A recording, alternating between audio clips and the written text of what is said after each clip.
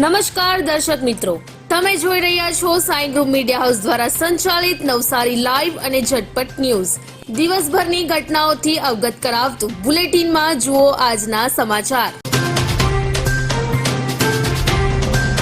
નવસારીના ખ્યાતનામ skin specialist doctor Ajay Modi કે જેઓ સતત રમતગમત સાથે સંકળાયેલા રહે છે અને સ્પોર્ટ્સની પ્રવૃત્તિમાં ભાગ લેતા રહે છે, દર વર્ષે ટાટા મુંબઈ મેરેથોન જાન્યુઆરી મહિનાના ત્રીજા રવિવારે મેરેથોન દોડ સ્પર્ધા યોજાતી હોય છે, જેમાં દેશ વિદેશથી અનેક એથ્લેટ રનર્સ ભાગ લેતા હોય છે. જેમાં હાફ મેરેથોન 21 કિલોમીટર અને ફૂલ મેરેથોન 42 થી 95 કિલોમીટર સ્પર્ધા યોજાતી હોય છે. આ સ્પર્ધા ઇન્ડિયા તેમજ એશિયાની સૌથી મોટી સ્પર્ધામાં ગણતરી થાય તેમજ દુનિયાની સૌથી 10 મહત્વની મેરેથોનમાં પણ સ્થાન ધરાવે છે, જેમાં લગભગ 50,000 જેટલા સ્પર્ધકો ભાગ લેતા હોય છે. ત્યારે સપ્ટેમ્બર 2023માં સતારા હિલ મેરેથોન 21 કિલોમીટરની સ્પર્ધામાં ભાગ લઈ સિલ્વર મેડલ મેળવી નવસારીનું નામ ભારતભરમાં ગુંજતું કર્યું હતું ડોક્ટર અજય મોદીએ. ત્યારે નવસારીના તમામ શહેરીજનોએ એમને અભિનંદન પાઠવ્યા છે. નવસારીની જાણીતી શાળા ભક્તાશ્રમના નિયામક, શિક્ષણવિદ અને વક્તા ડોક્ટર ધર્મેશ કાપડિયાનું યોગદાન શિક્ષણ ગુણવત્તાલક્ષી બનાવવામાં વિશેષ રહ્યું છે. અનેક રાષ્ટ્રીય આંતરરાષ્ટ્રીય કક્ષાના સેમિનારમાં રિસર્ચ પેપર રજૂ કરી વિદ્યાર્થી અને બાળ હિત જળવાય તેવા પ્રયત્ન તેમણે હંમેશા કર્યા છે. ભક્તાશ્રમ શાળાના વિકાસમાં પણ તેમનું યોગદાન અમૂલ્ય છે. આ ઉપરાંત ભારત સરકારના નહેરુ યુવા કેન્દ્રમાં યુવા સલાહકાર તરીકે તેમજ ઇન્ડિયન રેડ ક્રોસ સોસાયટીમાં સહમંત્રી તરીકે પણ તેમનું યોગદાન નોંધપાત્ર રહ્યું છે.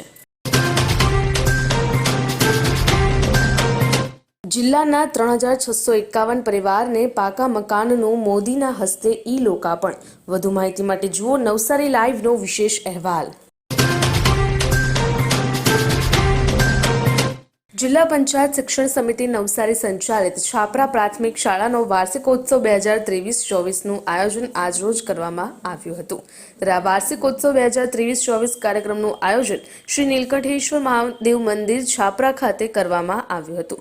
સાંજે 5 કલાકે આ વાર્ષિકોત્સવ પ્રોગ્રામનું આયોજન કરવામાં આવ્યું હતું, જેની અંદર શાળાના સ્ટાફગણ તેમજ વિદ્યાર્થી મિત્રો સાથે જ વાલીશ્રીઓ પધાર્યા હતા અને ખૂબ જ રંગે ચંગે આ વાર્ષિકોત્સવ 2023-24ની ઉજવણી કરવામાં આવી હતી. ક્યાં સુધી ભાડાના મકાનમાં રહેશો? હવે મેળવો તમારું પોતાનું ઘર. તમારા સપનાને સાકાર કરો કામધેનુ પાર્કમાં.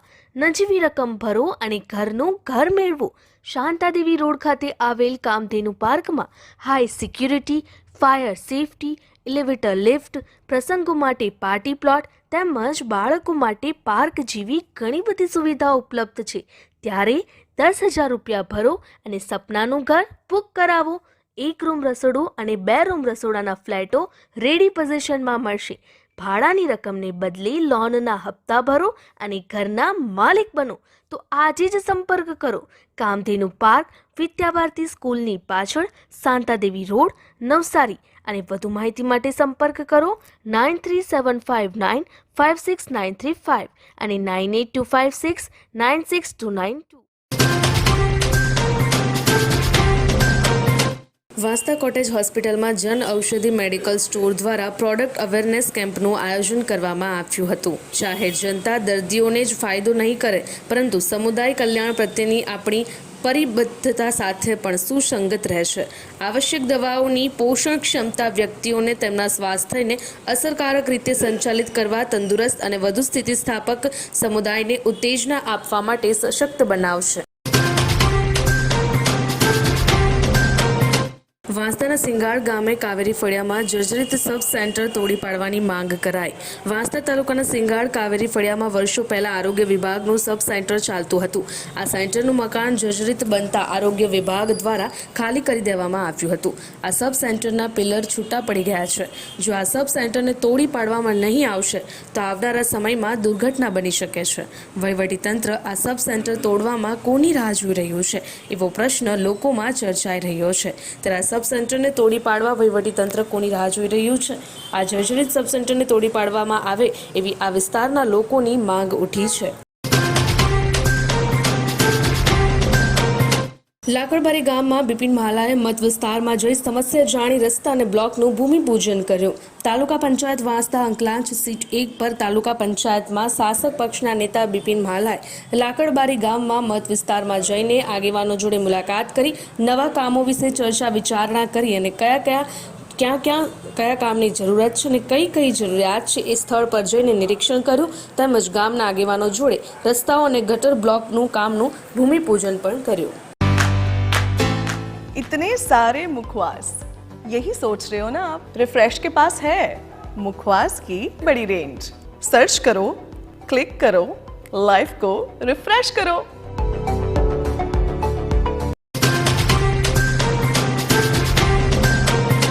વાંસદા કોલેજમાં સેતુ અંતર્ગત રાજ્ય સ્તરીય સેમિનાર યોજાયો. વાંસદા તાલુકાની સરકારી વિજ્ઞાન અને વાણિજ્ય કોલેજમાં સેતુ અંતર્ગત જાતિગત અસમાનતા અને સામાજિક અસર વિષય પર રાજ્ય સ્તરીય સેમિનાર યોજાયો હતો. જેન્ડર રિસોર્સ સેન્ટર દ્વારા નિયામક ઉચ્ચ શિક્ષણ કમિશનર કચેરીના સંકલનમાં રાષ્ટ્રીય શિક્ષણ નીતિ 2020ના મુદ્દાઓને ધ્યાનમાં રાખી સેતુ પ્રકલ્પ અંતર્ગત રાજ્ય સ્તરીય સેમિનાર જાતિગત અસમાનતા અને સામાજિક અસર વિષય પર તારીખ 9/2/2024 શુક્રવારના રોજ સવારે 10 કલાકે આયોજન કરવામાં આવ્યું હતું. હનુમાનબારી પ્રાથમિક શાળામાં વાર્ષિકોત્સવ ઉજવાયો.